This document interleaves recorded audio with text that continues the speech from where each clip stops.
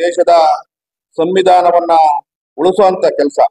RSS ಮತ್ತು ಬಿಜೆಪಿಯವರು ಈ ಸಂವಿಧಾನವನ್ನ ಅಳಿಸಿ ಆರ್ಎಸ್ಎಸ್ ಮತ್ತು ಬಿಜೆಪಿ ಸಂವಿಧಾನವನ್ನ ರಚಿಸ್ತಾರೆ. ನಾವು ಹಿಂಗೆ ಬಿಟ್ರೆ ಕಾಂಗ್ರೆಸ್ ಕೋಟ್ ಹಾಕೋಣ, ಸಂವಿಧಾನ ಉಳಿಸೋಣ, ಡಿ.ಕೆ. ಸುರೇಶ್ ಬೆಂಬಲ ಕೊಡೋಣ. ಎಲ್ಲಾರ್ಗು 15 ಲಕ್ಷ ಹಾಕ್ತೀನಿ ಅಂತ ಮೊದ್ಲು ಸುಳ್ಳು ಹೇಳಿದ್ರು. 2 ಕೋಟಿ ಉದ್ಯೋಗ ಕೊಡ್ತೀನಿ ಅಂತ ಸುಳ್ಳು ಹೇಳಿದ್ರು. ಬಿಜೆಪಿಯನ್ನ ತೊಲಗಿಸ್ಬೇಕು, ಕಾಂಗ್ರೆಸ್ಗೆ ಇಡೀ ದೇಶನೇ ಬೆಂಬಲ ಕೊಡಬೇಕು. 30 ಜಿಲ್ಲೆಗಳಲ್ಲಿ ನಮ್ಮ ಸಂಘಟನೆಗಳು ಪೊಲೀಸರು ಇದ್ದಾರೆ, ಎಲ್ಲಾ ಸಂಘಟನೆ ಲೀಡರ್ ಎಚ್ಚರಿಕೆ ಕೊಡ್ತಾ ಇದೀವಿ. ನಾವು ಅವ್ರಿಗೆಲ್ಲ ಕರೆ ಕೊಟ್ಟಿದ್ದೀವಿ.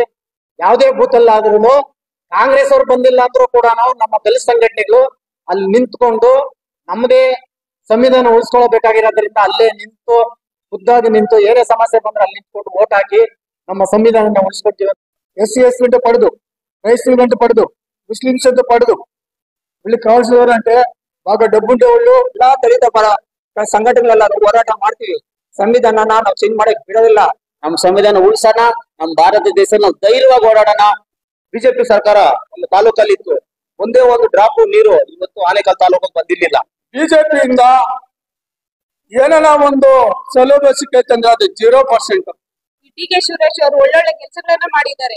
ಅದಕ್ಕೋಸ್ಕರ ಈ ನಮ್ಮ ಸಂಘಟಕರೆಲ್ಲರೂ ಸೇರಿ ಏನ್ ಮಾಡಿದ್ದಾರೆ ಅಂದ್ರೆ ಒಂದು ತೀರ್ಮಾನವನ್ನ ತಗೊಂಡಿದ್ದಾರೆ. ಆ ತೀರ್ಮಾನಕ್ಕೆ ನಾವು ಸದಾ ಬದ್ಧರಾಗಿರ್ತೀವಿ. ಸರ್ಕಾರನ ನಡೆಸೋದ್ರಲ್ಲಿ ವಿಫಲ ಆಗಿದೆ. ಅದರಿಂದ ನಾವು ಬೈಕಟ್ ಬಿಜೆಪಿ ಹಠಾವ್ ದೇಶ್ ಬಚಾವ್. ಲೋಕಸಭಾ ಚುನಾವಣೆ 26ರಂದು ಲೋಕಸಭಾ ಚುನಾವಣೆಯನ್ನ ಆಗ್ತಾ ಇದೆ. ಆ ಚುನಾವಣೆಯಲ್ಲಿ ನಾವೆಲ್ಲರೂ ಕೂಡ ಈ ಏನು ಒಟ್ಟಾರೆ ಪದಾಧಿಕಾರಿಗಳು ಮತ್ತು ನಾವೆಲ್ಲರೂ ಕೂಡ ಒಂದು ಸಮಿತಿಯನ್ನ ಒಂದು ವಾರದ ತೀರ್ಮಾನಗಳನ್ನು ಮಾಡಿ ಈ ತೀರ್ಮಾನ ಯಾವ ಪಕ್ಷಕ್ಕೆ ಬೆಂಬಲ ಕೊಡಬೇಕು, ಯಾವ ಪಕ್ಷಕ್ಕೆ ಇರ್ಬೇಕಂತೇಳಿ ನಾನು ಮತ್ತು ನಮ್ಮ ವೆಂಕಿ, ಇನ್ನು ಅನೇಕ ನಮ್ಮ ಅಶ್ವತ್ತು, ನಮ್ಮ ಡೇವಿಡ್ ಪಾಸ್ಟ್ರು ಎಲ್ಲರೂ ಕೂಡ ಕೂತ್ಕೊಂಡು ಚರ್ಚೆ ಮಾಡ್ತೀವಿ.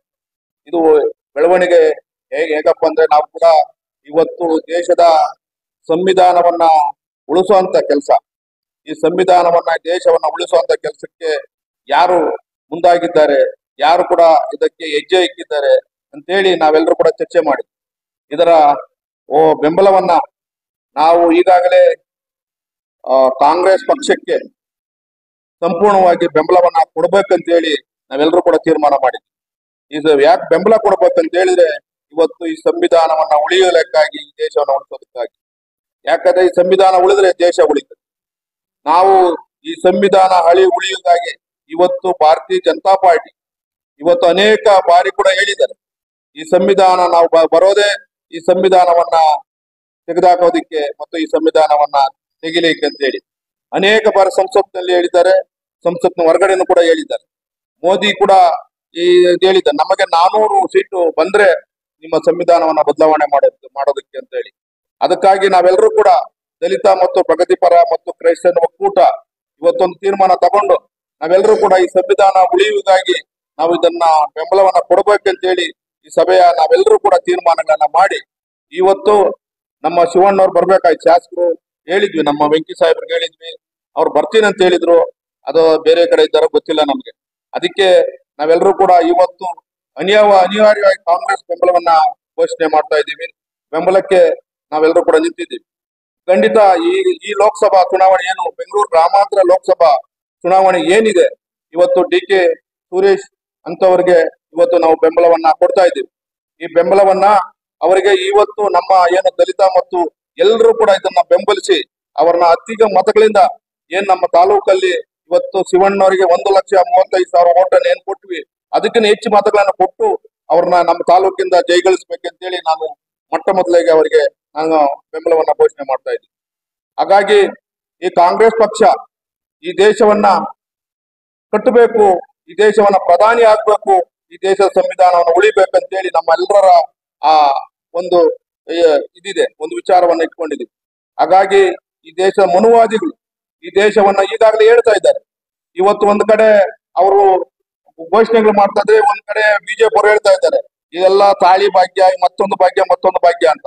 ಇವತ್ತು ಅವ್ರು ಏನೇ ಹೇಳಿದ್ರು ಕೂಡ ಬಿಜೆಪಿ ಅವರಿಗೆ ಅಂತ ಅಲ್ಲ, ಅವ್ರಿಗೆ ಏನೇ ಹೇಳಿದ್ರು ಕೂಡ ಮುಸಲ್ಮಾನರಿಗೆ ಮತ್ತು ಇವರಿಗೆ ಅಂತ ಹೇಳ್ತಾರೆ. ಆದ್ರೆ ಈ ದೇಶದ ಮುಸಲ್ಮಾನರು, ಈ ದೇಶದ ಕ್ರಿಶ್ಚಿಯನ್ರು, ಈ ದೇಶದ ಎಲ್ಲರೂ ಕೂಡ ಈ ದೇಶ ಭಾರತೀಯ ಪ್ರಜೆಗಳು ನಾವೆಲ್ಲರೂ ಕೂಡ ಬಾಬಾ ಸಾಹೇಬ್ ಅಂಬೇಡ್ಕರ್ ಅವರು ಈ ದೇಶಕ್ಕೆ ಮೊಟ್ಟ ಮೊದಲು ನಮಗೆ ಓಟ್ ಹಕ್ಕನ್ನ ತಂದು ಕೊಟ್ಟಂತವ್ರು. 18 ವರ್ಷ ಮೇಲ್ಪಟ್ಟಂತವರಿಗೆ ಯಾವುದೇ ಜಾತಿ ಆಗಿರ್ಬೋದು, ಯಾವುದೇ ಧರ್ಮ ಆಗ್ಬೋದು, ಅವ್ರು ಯಾವ ಜಾತಿ ಧರ್ಮ ನೋಡಿದವರಲ್ಲ. ಎಲ್ಲ ಧರ್ಮ ಜಾತಿಗಳಿಗೆ ವೋಟ್ ಹಕ್ಕನ್ನ ಕೊಟ್ಟಂತವ್ರು. ಇವತ್ತು ಅವ್ರು ಬರೆದಂತ ಸಂವಿಧಾನವನ್ನ ಬದಲಾವಣೆ ಮಾಡಬಹುದಂತ ಭಾರತೀಯ ಜನತಾ ಪಾರ್ಟಿ ಬುದ್ಧಿ ಕಲಿಸ್ಬೇಕು. ಭಾರತೀಯ ಜನತಾ ಪಾರ್ಟಿ 10 ವರ್ಷ ಆಳಿದೆ, ಅದನ್ನ ಕೂಡಲೇ ತೋರಿಸ್ಬೇಕಂತೇಳಿ ನಮ್ಮ ಆಶಯಗಳು, ನಮ್ಮೆಲ್ಲರ ಕಾರ್ಯಕರ್ತರು ಮತ್ತು ನಮ್ಮ ಪದಾಧಿಕಾರಿಗಳು ಒಂದೇ ಒಂದು ತೀರ್ಮಾನವನ್ನ ತೆಗೆದುಕೊಂಡಿದ್ದೀವಿ. ಈ ತೀರ್ಮಾನದಂತೆ ನಾವೆಲ್ಲರೂ ಕೂಡ ಮುಂದಿನ ಏನು 26 ಎಲ್ಲ ನಮ್ಮ ಪದಾಧಿಕಾರಿಗಳಿದ್ದೀವಿ, ನಾವೆಲ್ಲರೂ ಕೂಡ ಈಗ ರಾಮನಗರ ಆಗ್ಬೋದು, ಕನಕಪುರ ಆಗ್ಬೋದು, ಇವತ್ತು ಉತ್ತರಹಳ್ಳಿ ಆಗ್ಬೋದು, ನಮ್ಗೆಲ್ಲ ಕೂಡ ನಮ್ಮ ಕಾರ್ಯಕರ್ತರು ಎಲ್ಲೆಲ್ಲಿದ್ದಾರೆ ಅವರೆಲ್ಲರೂ ಕೂಡ ಈ ಮಾಧ್ಯಮ ಮುಖಾಂತರ ಕಾಂಗ್ರೆಸ್ ಬೆಂಬಲವನ್ನ ಬೆಂಬಲಿಸಬೇಕು. ಕಾಂಗ್ರೆಸ್ ಬೆಂಬಲಕ್ಕೆ ನಾವೆಲ್ಲರೂ ಕೂಡ ನಿಂತಬೇಕು ಅಂತ ಹೇಳಿ ನಾನು ಮಾತನ್ನು ಮುಗಿಸ್ತಾ ಇದ್ದೀನಿ. ಜೈ ಭೀಮ್, ಜೈ ಭಾರತ್. ನಮ್ಮ ಒಕ್ಕೂಟದಿಂದ ಒಂದು ಕ್ಯಾಂಡಿಡೇಟ್ ಅನ್ನ ಹಾಕೋಣ ಅಂತ ನಾವು ಒಂದು ತೀರ್ಮಾನ ತಗೊಂಡಿದ್ವಿ.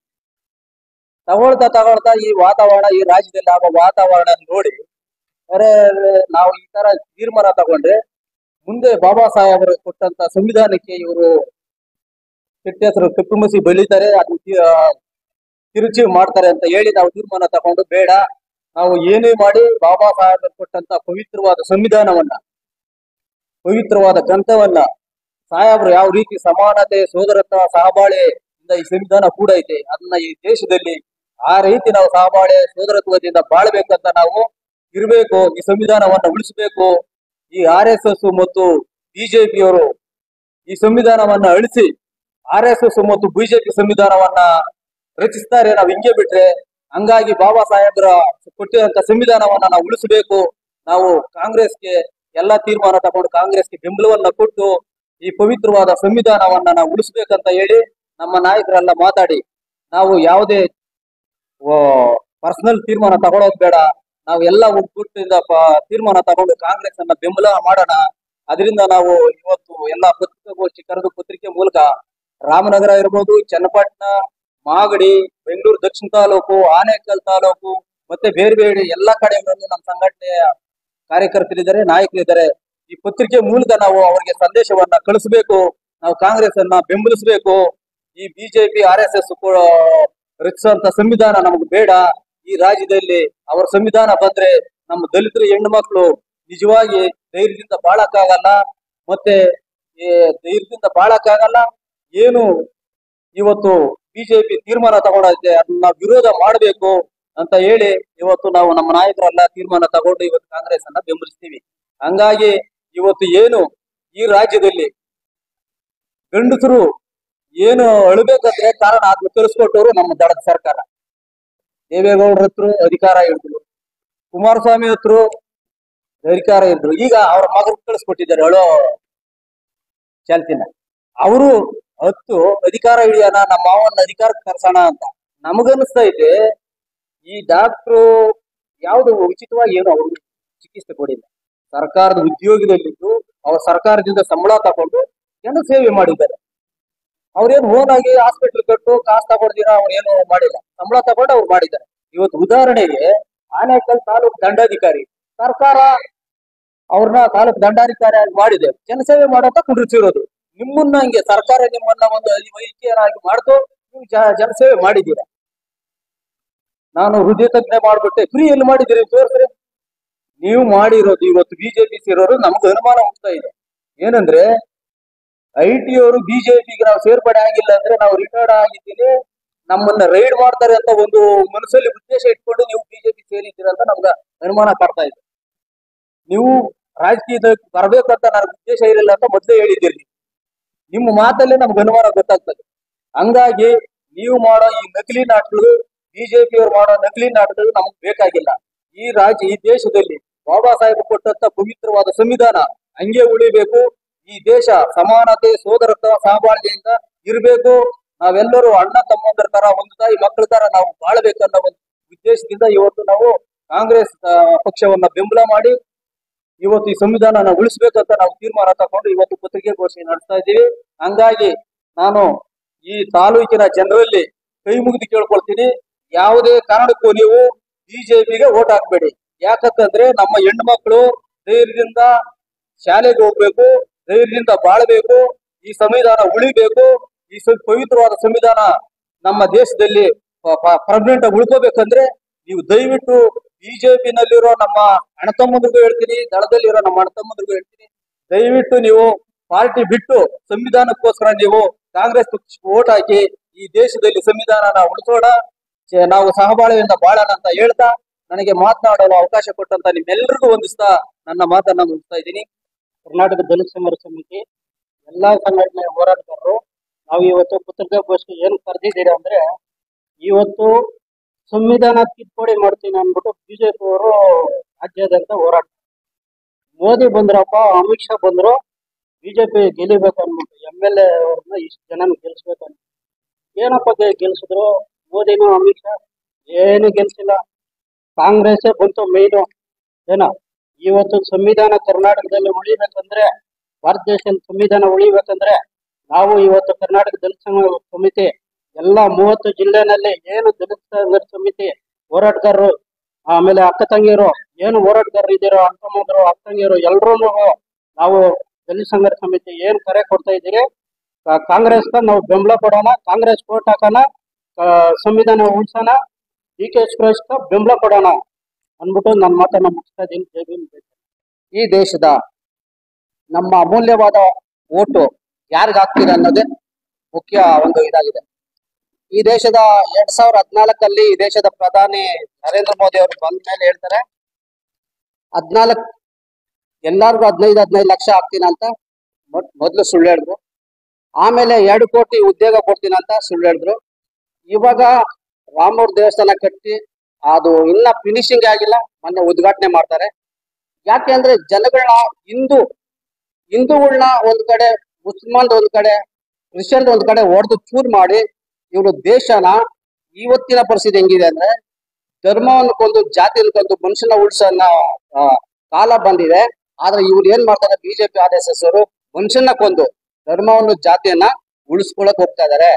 ನಮ್ಮ ದಲಿತ ಸಮುದಾಯ ನಾವು ಯಾರ ಕಡೆ ನಿಲ್ಬೇಕು ಅನ್ನೋದು ಇವತ್ತು ನಮ್ಮೆಲ್ಲರಿಗೂ ಮನವರಿಕೆ ಆಗಿದೆ. ಯಾಕಂದ್ರೆ ಇವತ್ತಿನ ಕ್ರೈಸ್ತರಾಗ್ಬೋದು, ಇವತ್ತಿನ ಮುಸ್ಲಿಮಾನ್ಗಳಾಗ್ಬೋದು, ನಾವು ವೋಟ್ ಹಾಕೋ ವ್ಯಕ್ತಿ ಯಾರು, ಅವ್ರು ಬಂದ್ಬಿಟ್ಟು ನಮ್ಮನ್ನ ಯಾವ ರೀತಿ ನಡ್ಸ್ಕೊಂತಾರೆ, ಈ ಸಂವಿಧಾನಕ್ಕೆ ಅದು ಒಳ್ಳೆ ಒಂದು ಭವಿಷ್ಯ ಇದೆಯಾ, ಇಲ್ಲ 400 ಸೀಟ್ ಮೇಲೆ ಬಂದ್ರೆ ನಾವು ಏಕರೂಪದಲ್ಲಿ ಸಂವಿಧಾನ ಬದಲಾಯಿಸ್ತೀನಿ ಅಂತ ಬಿಜೆಪಿ ಅಜೆಂಡಾ ಅನೇಕ ಮಾಧ್ಯಮಗಳಲ್ಲಿ ಬಂದಿದೆ. ಇವತ್ತಿನ ಪರಿಸ್ಥಿತಿನಲ್ಲಿ ಸುಮಾರು 4 ಕೋಟಿ ಅಲ್ಲ 400 ಕೋಟಿ ತುಂಬಾ ಬಡತನದಲ್ಲಿ ಈ ದೇಶ ಇದೆ. ಅವರಿಗೆ ಹೊತ್ತು ಊಟ ಇಲ್ಲ. ಆದ್ರೆ ಧರ್ಮದ ಬಗ್ಗೆ, ಜಾತಿಯ ಬಗ್ಗೆ ಅನೇಕ ವಿಷಯಗಳು ಮಾತಾಡಿ ಜನಗಳನ್ನ ಗೊಂದಕ್ಕೆ ದೂಡ್ತಾ ಇದ್ದಾರೆ. ಹಾಗಾಗಿ ನಮ್ಮ ರಾಜ್ಯದಲ್ಲಿ ನಾವೆಲ್ಲ ದಲಿತ ಪರ ಸಂಘಟನೆಗಳವರು ಈ ರಾಜ್ಯದ ಪ್ರತಿಯೊಂದು ವಿಷಯದಲ್ಲೂ ಇವತ್ತು ಮನ್ಗಟ್ ಮಾಡ್ಕೊಂಡು ವೋಟ್ ಹಾಕುವಂತ ಪರಿಸ್ಥಿತಿ ಬಂದಿದೆ. ಹಾಗಾಗಿ ಇವತ್ತು ನಾವು ವೋಟ್ ಹಾಕೋದು ಕಾಂಗ್ರೆಸ್ ಪಕ್ಷಕ್ಕೆ ವೋಟ್ ಹಾಕಿದ್ರೆ ಒಳ್ಳೇದಂತ ಆ ಪಕ್ಷವನ್ನು ಬೆಂಬಲಿಸ್ತಾ ಇದ್ದೀರಿ.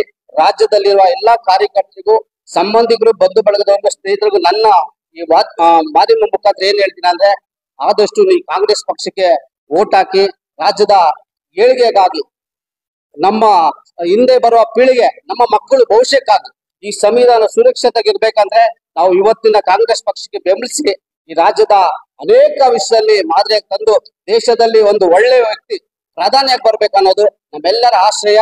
ಹಾಗಾಗಿ ನಿಮ್ಮ ಮಾಧ್ಯಮ ಮುಖಾಂತರ ಮತ್ತೊಂದ್ಸರಿ ಹೇಳ್ತೀನಿ, ಎಲ್ಲರೂ ಸೇರಿ ಕಾಂಗ್ರೆಸ್ ಪಕ್ಷಕ್ಕೆ ವೋಟ್ ಹಾಕಿ ಎಲ್ಲರೂ ಜೈಗಳಿಸ್ಬೇಕಂತ ನಿಮ್ಮ ಮುಖ ತಿಳಿಸ್ಕೊಂತೀನಿ. ಜೈ ಭೀಮ್. ಕರ್ನಾಟಕದ ಜನತೆಗೆ ನಾನು ಕೈ ಮುಗಿದು ಮನವಿ ಮಾಡ್ಕೊಳ್ತೀನಿ, ಯಾವುದೇ ಕಾರಣಕ್ಕೆ ನೀವು ಬಿಜೆಪಿ ವೋಟ್ ಹಾಕ್ಬೇಡ್ರಿ.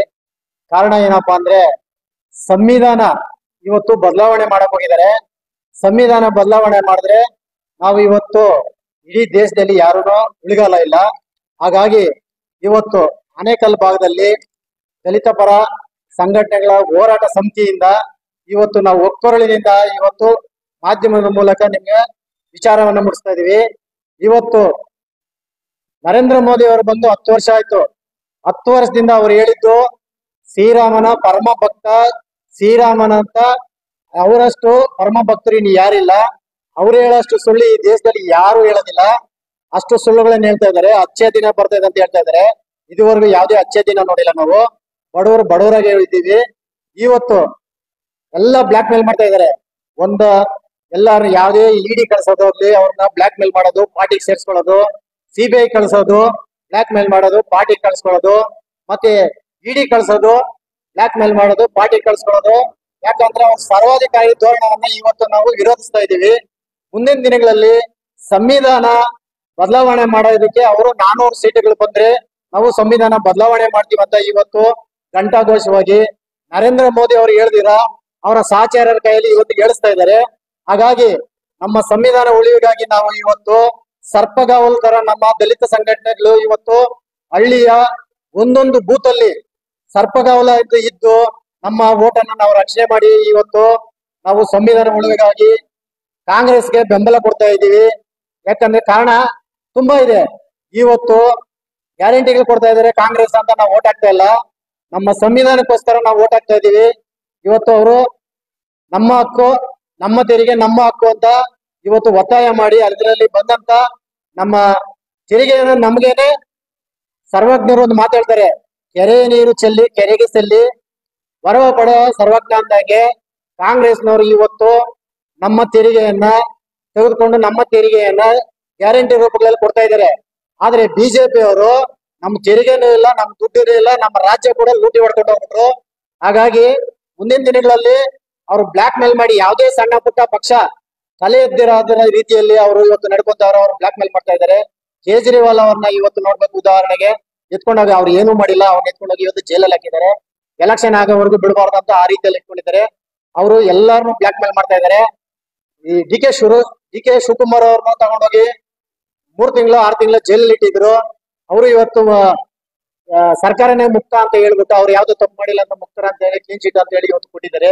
ಹಾಗಾಗಿ ಅವರು ಯಾರು ಬ್ಲಾಕ್ ಮೇಲ್ ಮಾಡ್ತಾರ ಅವ್ರನ್ನೆಲ್ಲ ಎಷ್ಟು ಜನ ಬ್ಲಾಕ್ ಮಾಡ್ತಾರ, ಅವರೆಲ್ಲ ಪಾರ್ಟಿಗೆ ಹೋಗಿಲ್ಲ ಅಂದ್ರೆ ಅವ್ರನ್ನ ಜೈಲಿಗೆ ಕಳಿಸ್ತಾರೆ. ಇಲ್ಲ ಪಾರ್ಟಿಗೆ ಹೋಗಿದೆ ಅಂದ್ರೆ ಸರೆಂಡರ್ ಆದ್ರೆ ಅವ್ರನ್ನ ಅಲ್ಲಿಗೆ ಬಿಟ್ಕೊಂಡು ಅವ್ರ ಪಾರ್ಟಿಯಲ್ಲಿ ಸೇರಿಸ್ಕೊಂತಾರೆ. ಅವರು ಭ್ರಷ್ಟ ನಿರ್ಮೂಲನೆ ಮಾಡ್ತೀವಿ ಅಂತ ಹೇಳ್ತಾರೆ, ಭ್ರಷ್ಟನೆಲ್ಲ ಜೈಲಿಗೆ ಕಳಿಸ್ತೀವಿ ಅಂತ ಹೇಳ್ತಾರೆ.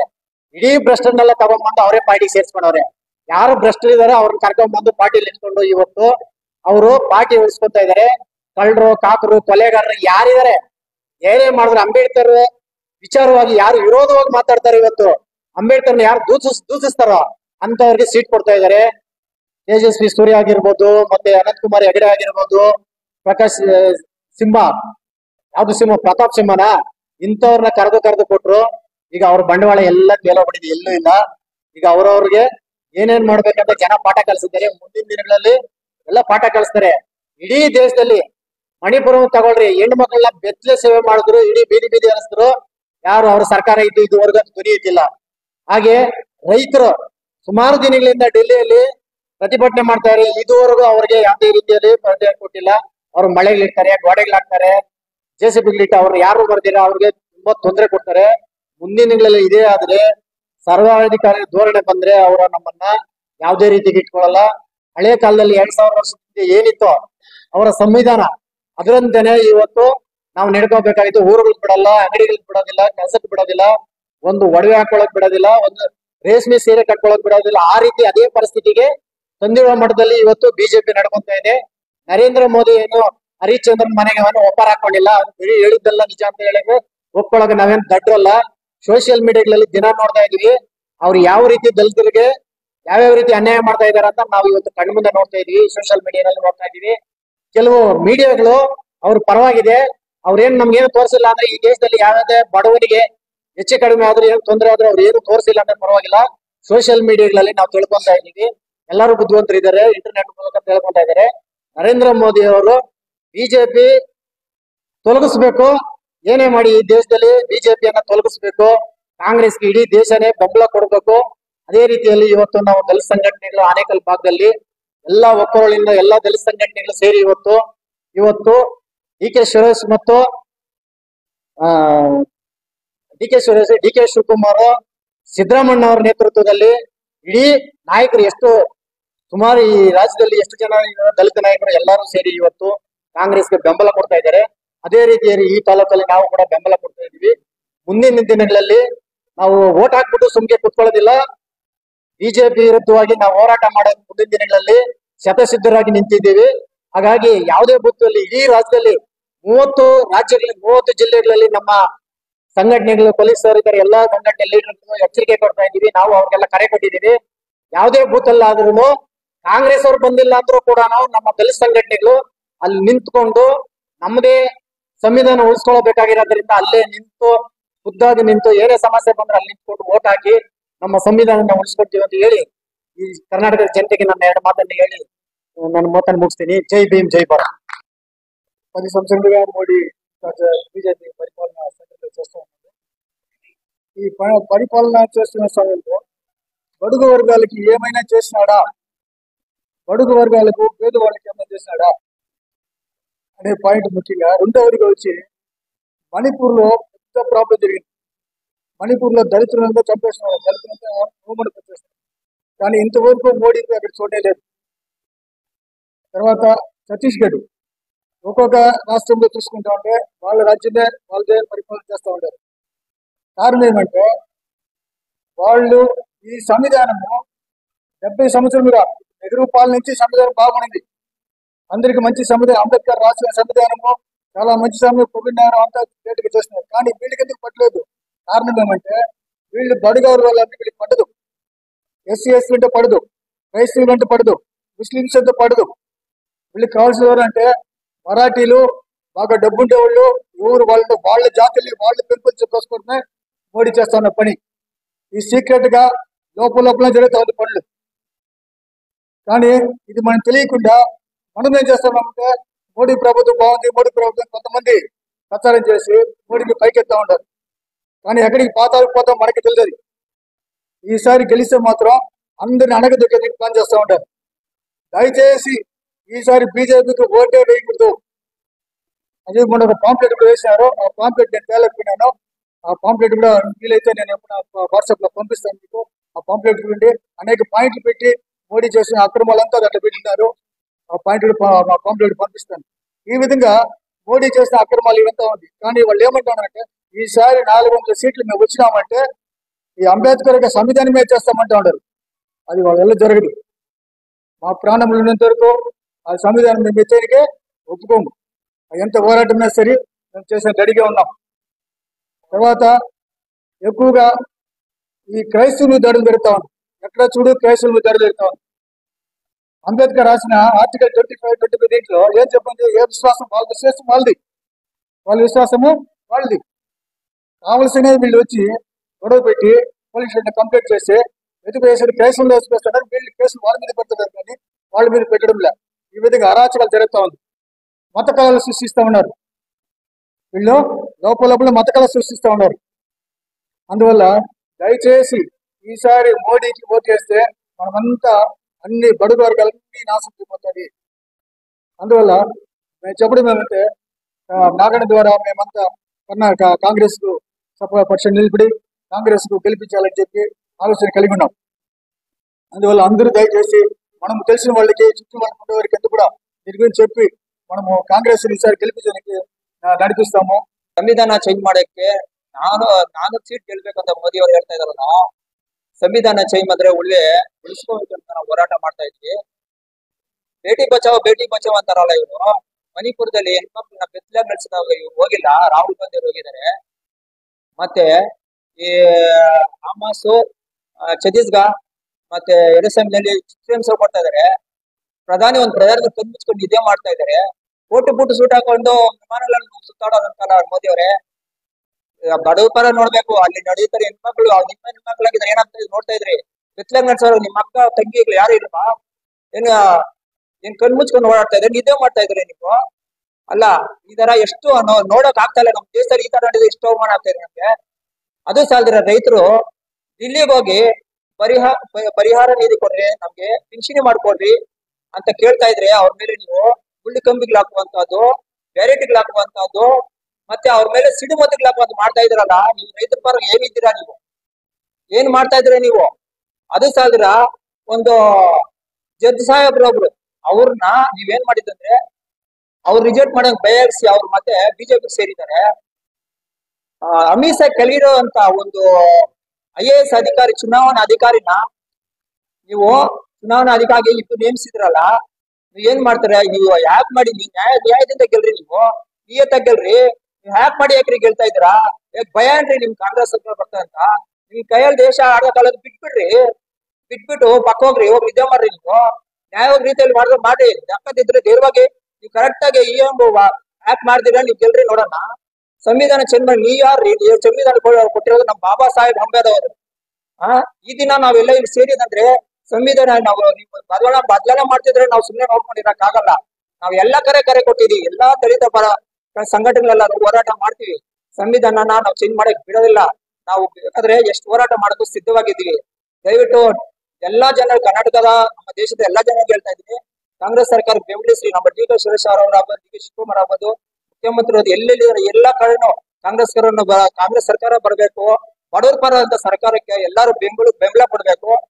ಕಾಂಗ್ರೆಸ್ ಸರ್ಕಾರ ಬೆಂಬಲ ಕೊಡ್ತಾ ಇದೆ. ಡಿ ಕೆ ಶಿವಕುಮಾರ್ ಗೆಲ್ಲಿಸಲೇಬೇಕು. ಮುಂದೆ ಪ್ರಧಾನಮಂತ್ರಿ ರಾಹುಲ್ ಗಾಂಧಿ ಆಗ್ಬೇಕು ಅಥವಾ ಕಾಂಗ್ರೆಸ್ ಕಡೆನೇ ಬರ್ಬೇಕು ಅಂತ ನಾನು ಈ ಮಾಧ್ಯಮ ಮುಖಾಂತರ ನಮ್ಮ ಎಲ್ಲಾ ಸಂಘಟನಾ ಅವರು ಪದಾಧಿಕಾರಿ ಮುಖಾಂತರ ತಿಳಿಸ್ಪಡಿಸ್ತಾ ಇದ್ದೆ. ಜೈ ಭೀಮ್. ಮಾಧ್ಯಮ ಮುಖಾಂತರ ನಾವು ಮಾತಾಡೋದು ಏನಂದ್ರೆ, ಇವತ್ತು ಸಂವಿಧಾನ ಉಳಿಬೇಕಂದ್ರೆ ನಾವೆಲ್ಲರೂ ಕಾಂಗ್ರೆಸ್ ವೋಟ್ ಹಾಕ್ಬೇಕು. ಮತ್ತೆ ನಾವು ಡಿ ಕೆ ಸುರೇಶ್ ಅವ್ರು ಗೆಲ್ಸ್ಬೇಕು. ಮತ್ತೆ ನಾನು ಎಲ್ಲರಿಗೂ ಒಂದ್ ಮಾತು ಹೇಳ್ತೀನಿ, ಬಿಜೆಪಿ ಆಗಿರ್ಬೋದು, ಕಾಂಗ್ರೆಸ್ ಆಗಿರ್ಬೋದು, ಮತ್ತೆ JDS ಆಗಿರ್ಬೋದು, ಎಲ್ಲಾ ನಮ್ ದಲಿತರಿಗೆ ಒಂದು ಮಾತು ಹೇಳ್ತೀನಿ. ಇವತ್ತು ಸಂವಿಧಾನ ಉಳಿದ್ರೆ ಅವೆಲ್ಲಾ ಪಕ್ಷದಲ್ಲಿ ಇರ್ಬೋದು, ಆದ್ರೆ ಸಂವಿಧಾನ ಉಳಿದಿಲ್ಲ ಅಂದ್ರೆ ಅವ್ ಯಾವ ಪಕ್ಷದಲ್ಲಿ ಇರಕ್ಕಾಗಲ್ಲ. ಅದೇ ದಯವಿಟ್ಟು ಹೇಳ್ತೀನಿ, ಎಲ್ಲಾರು ಅರ್ಥ ಮಾಡ್ಕೊಂಡ್ರೆ ಸಂವಿಧಾನ ಉಳಿಸೋದಕ್ಕೋಸ್ಕರ ನಾವು ಎಲ್ಲಾರನ್ನು ಕಾಂಗ್ರೆಸ್ ವೋಟ್ ಹಾಕಿ ಗೆಲ್ಲಿಸಿ ನಮ್ ಸಂವಿಧಾನ ಉಳಿಸೋಣ, ನಮ್ ಭಾರತ ದೇಶ ನಾವು ಧೈರ್ಯವಾಗಿ ಓಡಾಡೋಣ ಅಂತ ಹೇಳ್ತಾ ಎರಡು ಮಾತು ನಮ್ಗೆ ಸಮಯ ಕೊಟ್ಟಿಗೆ ಬಂದ್ಬಿಟ್ಟು ವಂದನೆ ಸಲ್ಲಿಸ್ತೀನಿ. ಜೈ ಭೀಮ್, ಜೈ ಕರ್ನಾಟಕ. ಇವತ್ತು ಈ 5 ಗ್ಯಾರಂಟಿಗಳು ಕೊಟ್ಟಿದ್ದಾರೆ ನಮ್ಮ ಸಿದ್ದರಾಮಯ್ಯನವರು. ಈ 5 ಗ್ಯಾರಂಟಿಗೋಸ್ಕರವಾಗಿ ಅವ್ರ ಬೈಕ್ ಏನ್ ಮಾಡ್ಬಿಟ್ಟಿದ್ದಾರೆ. ಇವತ್ತು JDS ಬಿಜೆಪಿ ಎರಡೂ ಒಂದಾಗ್ಬಿಟ್ಟಿದೆ. ಅವ್ರು ಭಯ ಬಿದ್ದು ಎಲ್ಲಿ ನಾವು ಗೆಲ್ಸಕ್ಕೆ ಬಿಡಲ್ಲ ಅಂತ ಹೇಳ್ಬಿಟ್ಟು ಇಬ್ರು ಒಂದಾಗ್ಬಿಟ್ಟಾರೆ. ಹಂಗಾಗಿ ಇವತ್ತು ಇಬ್ರು ಒಂದಾದ್ರೇನೆ ಏನಿಲ್ಲ. ನಮ್ಮ ಹೋರಾಟಗಾರರು, ನಮ್ಮ ದಲಿತರು ಹೆಣ್ಮಕ್ಳು, ಎಲ್ಲ ಸಂಘಟನೆ ಹೋರಾಟಗಾರರು ಇವತ್ತು ನಾವು ಎಲ್ಲ ಒಂದಾಗಿದ್ದೀವಿ. ಇವತ್ತು ನಮ್ಮ ಮತ ಕಾಂಗ್ರೆಸ್ಗೆ. ಇವತ್ತು ನಮಗೆ ನಮ್ಮ ಆನೇಕಲ್ ತಾಲೂಕು ಕಾವೇರಿ ನೀರು ತಂದಿದ್ದು ಅಂದ್ರೆ ನಮ್ಮ ಡಿ ಕೆ ಸುರೇಶ್ ಅವರು. ಇವತ್ತು ನಮ್ಮ ಶಾಸಕರು ಶಿವಣ್ಣವರು ಅವ್ರ ನೇತೃತ್ವದಲ್ಲಿ ಇವತ್ತು ನಮ್ಗೆ ಕಾವೇರಿ ನೀರು ಎಲ್ಲಿಂದ ಬಂತು? ನಮ್ಮ ಸರ್ಕಾರದಿಂದ ಬಂತು. ನೀವು 20 ವರ್ಷ ನೀವು ಬಿಜೆಪಿ ಸರ್ಕಾರ ನಮ್ಮ ತಾಲೂಕಲ್ಲಿ ಇತ್ತು. ಒಂದೇ ಒಂದು ಡ್ರಾಪ್ ನೀರು ಇವತ್ತು ಆನೇಕಲ್ ತಾಲೂಕಿಗೆ ಬಂದಿರ್ಲಿಲ್ಲ. ಇವತ್ತು ನಮ್ಮ ತಾಲೂಕಲ್ಲಿ ನಮ್ಮ ಶಿವಣ್ಣವ್ರು ಬಂದ ಮೇಲೆ ಎಲ್ಲಾ ರೋಡ್ಗಳು ನೋಡಿ, ಎಲ್ಲಾ ರೋಡ್ಗಳು ಇವತ್ತು ಕ್ಲೀನ್ ಆಗಿದೆ. ರೋಡ್ಗಳು ಡಬಲ್ ರೋಡ್ ಮಾಡಿಕ್ಕಿದ್ದಾರೆ. ಹಂಗಾಗಿ ಇವತ್ತು ಅವ್ರ ಬೈಕ್ ಏನ್ ಮಾಡಿದ್ದಾರೆ, ಇವತ್ತು ನಾವು ಬಿಜೆಪಿ ಅವ್ರು ನಾವು ಗೆಲ್ಲಲ್ಲ, ನಾವು ಸೋತ್ ಬಿಡ್ತೀರಿ ಅಂತ ಹೇಳಿ ಇವತ್ತು ಡಾಕ್ಟ್ರು ಏನ್ ಕೆಲಸ ಮಾಡಿದ್ದೀರಾ ನೀವು? ಇವತ್ತು 100 ಕೋಟಿ ಎಲ್ಲಿಂದ ಬಂತು ನಿಮ್ಗೆ? ಜನದ್ದು ದರೋಡೆ ಮಾಡಿರೋದು ನೀವು. ಜನಗಳ ದುಡ್ಡು ಸ್ವಾಮಿ ನೀವು ತಿಂತಾ ಇರೋದು. ಜನಗಳದು ಇವತ್ತು ಜನಗಳ ದುಡ್ಡು ಇವತ್ತು 100 ಕೋಟಿ ಬಂದಿದ್ದು ನಿಮ್ಗೆ ಇಲ್ಲ. ನೀವು ನಾನು ಸ್ವಂತದಾಗಿ ನಾನು ಒಬ್ಬರಿಗೆ ಉಚಿತವಾಗಿ ನಾನು ಆಪರೇಷನ್ ಮಾಡಿಸಿದ್ದೀನಿ. ಅವ್ರಿಗೆ ಚೆಕ್ ಮಾಡಿಸಿ ಯಾರನ್ನ ಒಬ್ರು ಬಂದು ಮಾಧ್ಯಮದಲ್ಲಿ ಬಂದು ನನ್ಗೆ ಉಚಿತವಾಗಿ ನನಗ್ ನೋಡಿದ್ದಾರೆ ಡಾಕ್ಟರ್ ಅಂತ ಹೇಳಿ ನೋಡೋಣ. 100 ಕೋಟಿ ಎಲ್ಲಿಂದ ಬಂತು? ಎಲ್ಲರೂ ಜನಗಳ ಹತ್ರ ಯಾಮಾರಿಸಿ ತೆಗ್ದಿರೋ ಸ್ವಾಮಿ ನೀವು. ಸುಮ್ನೆ ಬಂದಿಲ್ಲ ನಿಮ್ಗೆ. ಹಂಗಾಗಿ ಇವತ್ತು ನಾನು ಹೇಳೋದು, ಇವತ್ತು 5 ಗ್ಯಾರಂಟಿಗಳು ಕೊಟ್ಟಿದ್ದಾರೆ ನಮ್ಮ ಹೆಣ್ಮಕ್ಳಿಗೆ, ಮನೆಗೆ, ಎಲ್ಲರಿಗೂ ಕೊಟ್ಟಿದ್ದಾರೆ. ಹಂಗಾಗಿ ಇವತ್ತು ನಿಮ್ಮ ಓಟು ಕಾಂಗ್ರೆಸ್ ಹಾಕ್ಬೇಕು ಅಂತ ಹೇಳಿ ನನ್ನ ಮಾತನ್ನ ಮುಗಿಸ್ತಾ ಇದ್ದೀನಿ. ಜೈ ಭೀಮ್. ಏನು ಕಾಂಗ್ರೆಸ್ಗೆ ಬೆಂಬಲವನ್ನು ಕೊಡ್ತಾ ಇದ್ದಾರೆ ಅಂತ ಹೇಳಿದ್ರೆ, ಇತಿಹಾಸದಿಂದ ಒಂದು ರೈತರಿಗಾಗಲಿ ಕಾರ್ಮಿಕರಿಗಾಗಲಿ ಒಂದು ಪ್ರತಿಯೊಂದು ಬಡ ಕುಟುಂಬದವರಿಗೆ ಏನೇನೋ ಒಂದು ಸೌಲಭ್ಯಗಳು ಬಂದು ಅವ್ರ ಮನೆಗೆ ತಲುಪತ್ತೆ ಅಂದ್ರೆ ಅದು ಕಾಂಗ್ರೆಸ್ ಪಕ್ಷದಿಂದ ಮನೆಗಳಿಗೆ ತಲುಪಿದೆ. ಇವತ್ತು ಬಿಜೆಪಿಯಿಂದ ಏನೇನ ಒಂದು ಸೌಲಭ್ಯ ಸಿಕ್ಕೈತೆ ಅಂದ್ರೆ ಅದು 0%. ಮೋದಿ ಅವರು ಹೇಳಿಕೆ ಕೊಟ್ಟರು.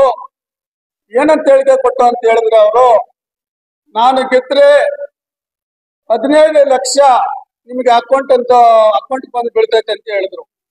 15 ಪೈಸೆ ಸರ ಬರ್ಲಿಲ್ಲ. ಅವರು ಸುಳ್ಳು ದೊಂಗನ್ನು ಕೊಡುವಂತ ಹೇಳಿಕೆಗಳನ್ನ ಬಿಜೆಪಿನಲ್ಲಿ ಕೊಡೋದು.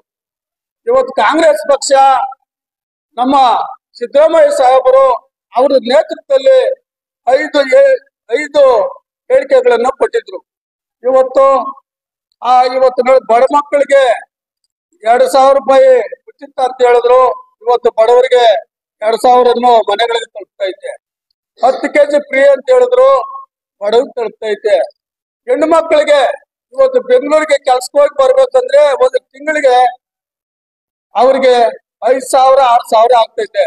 ಬಸ್ಸಾಜ್ ಫ್ರೀ ಮಾಡಿದ್ರು. ಕರೆಂಟ್ ಉಚಿತ ಅಂತ ಹೇಳಿದ್ರು. ಇವತ್ತು ಬ್ಯಾಸ್ಗೆ ಕರೆಂಟು ಒಂದು ತಿಂಗಳಿಗೆ ಇಲ್ಲಾಂದ್ರೂ 5,000 6,000 ಆಗ್ತದೆ. ಅದು ಫ್ರೀ ಆಯ್ತು. ಇವತ್ತು ನಮಗೆ ಕಾಂಗ್ರೆಸ್ ಪಕ್ಷವನ್ನು ನಾವು ಬೆಂಬಲವನ್ನು ಕೊಡ್ತಾ ಇದ್ದೀವಿ. ಹಾಗಾಗಿ ಇವತ್ತು ಇಡೀ ನಮ್ಮ ಆನೇಕಲ್ ಕ್ಷೇತ್ರದಲ್ಲಿ ನಮ್ಮ DK ಸಾಹೇಬರು, ನಮ್ಮ ಶಿವಣ್ಣವರು ಇವತ್ತು ಒಂದು ಅಭಿವೃದ್ಧಿಯನ್ನು ಮಾಡಿದ್ರು. ಅವರು ಅಂತ ನಮ್ಮ ಕಾಂಗ್ರೆಸ್ ಪಕ್ಷಕ್ಕೆ ನಾವೆಲ್ಲ ಹೋರಾಟಗಾರರು ಅವರಿಗೆ ಒಂದು ಬೆಂಬಲವನ್ನು ಕೊಡ್ತಾ ಇದ್ದೀವಿ. ಸುರೇಶ್ ಅಣ್ಣ ಅವರಿಗೆ ನಾವು ಜಯಶೀಲವನ್ನು ಮಾಡ್ತೀವಿ ಅಂತ ಹೇಳ್ತಾ ಈ ಸಂದರ್ಭದಲ್ಲಿ ನಾನು ಹೇಳಕ್ ಇಷ್ಟಪಡ್ತಾ ಇದ್ದೀನಿ. ಜೈ ಭೀಮ್, ಜೈ ಕರ್ನಾಟಕ. ಇವತ್ತಿನ ದಿನ ಏನ್ ಅವ್ರು 400 ಸೀಟ್ ಗೆದ್ರೆ ನಾವು ಸಂವಿಧಾನ ಚೇಂಜ್ ಮಾಡ್ತೀವಿ ಅಂತ ಹೇಳಿದಾರೋ ಅದೆಲ್ಲ ಬರೀ ಸುಳ್ಳು. 4,000 ಜನ ಬಂದ್ರೂ ಏನು ಮಾಡಕ್ಕಾಗಲ್ಲ ನಮ್ಮ ಸಂವಿಧಾನನ. ಆದ್ರೆ ನಮ್ಮ ಹೋರಾಟಗಾರರು ಎಲ್ಲಾರು ಒಂದೇ ರೀತಿಯಲ್ಲಿ ಎಲ್ಲ ಹೋರಾಟವನ್ನ ಮಾಡ್ತಾ ಇದ್ದಾರೆ. ಇನ್ನು ಹೆಚ್ಚಿನ ರೀತಿಯಲ್ಲಿ ಮಾಡ್ಲಿ, ಇನ್ನು ಜಯಶೀಲರನ್ನಾಗಿ ಮಾಡ್ಲಿ ಅಂತ ಹೇಳ್ತಾ ಇವತ್ತು ಏನಪ್ಪ ಈ ನಮ್ಮ ಆನೇಕಲ್ ಕ್ಷೇತ್ರದಲ್ಲಿ ಈ DK ಸುರೇಶ್ ಅವರು ಒಳ್ಳೊಳ್ಳೆ ಕೆಲಸಗಳನ್ನ ಮಾಡಿದ್ದಾರೆ. ಅದಕ್ಕೋಸ್ಕರ ಈ ನಮ್ಮ ಸಂಘಟಕರೆಲ್ಲರೂ ಸೇರಿ ಏನ್ ಮಾಡಿದ್ದಾರೆ ಅಂದ್ರೆ ಒಂದು ತೀರ್ಮಾನವನ್ನ ತಗೊಂಡಿದ್ದಾರೆ. ಆ ತೀರ್ಮಾನಕ್ಕೆ ನಾವು ಸದಾ ಬದ್ಧರಾಗಿರ್ತೀವಿ. ಜೈ ಭೀಮ್, ಜೈ ಕರ್ನಾಟಕ. ದೇಶದಲ್ಲಿ ಬಂದಿರತಂತ ಬಿಜೆಪಿ ಸರ್ಕಾರ ಈ 2 ಬಾರಿ ಸರ್ಕಾರನ ರಚನೆ ಮಾಡಿದೆ. ಹಾಗಾಗಿ ರಚನೆ ಮಾಡಿ 10 ವರ್ಷಗಳಾದ್ರೂ ಇವತ್ತಿಗೂ ಅವ್ರು ಹೇಳಿದಂತ ಒಂದು ಮಾತನ್ನು ಅವರು ಪರಿಪಾಲನೆ ಮಾಡೋದಕ್ಕೆ ಅವ್ರ ಕೈಯಲ್ಲಿ ಆಗಿಲ್ಲ. ಹಂಗಾಗಿ ಸರ್ಕಾರನ ನಡೆಸೋದ್ರಲ್ಲಿ ವಿಫಲ ಆಗಿದೆ. ಅದರಿಂದ ನಾವು ಬಾಯ್ಕಾಟ್ ಬಿಜೆಪಿ ಹಠಾವ್ ದೇಶ್ ಬಚಾವ್ ಅನ್ನೋ ಒಂದು ಮಾತನ್ನ ನಾನು ಹೇಳ್ತೀನಿ. ಯಾಕೆ ಹೇಳ್ಬೇಕು ಅಂತ ಹೇಳಿದ್ರೆ ರೈತರ ಪರವಾಗಿಲ್ಲ, ಹಾಗಾಗಿ ದಲಿತರ ಪರವಾಗಿ, ದಲಿತರ ವಿರೋಧಿ ಆಗಿದೆ ಮತ್ತು ಈ ಬಡವರ ಪರವಾಗಿ ಸರ್ಕಾರವನ್ನು ಯಾವುದೇ ರೀತಿ ನಡ್ಸ್ಕೊಳ್ಳೋದಕ್ಕೆ ಅವ್ರ ಕೈಯಲ್ಲಿ ಆಗಲಿಲ್ಲ. ಹಂಗಾಗಿ ಬಿಜೆಪಿನ ವಿರೋಧಿಸಿ ಕಾಂಗ್ರೆಸ್ಗೆ ನಾವು ನಮ್ಮ ಸಮ್ಮತವನ್ನ ತಿಳಿಸ್ತಾ ಇದ್ದೇವೆ. ಜೈ ಭೀಮ್, ಜೈ ಭಾರತ್. ಬೆಂಬಲಿಸಿ ಬೆಂಬಲಿಸಿ ಬೆಂಬಲಿಸಿ ಬೆಂಬಲಿಸಿ ನಮ್ಮ ಮತ ಬೆಂಬಲಿಸಿ ಬೆಂಬಲಿಸಿ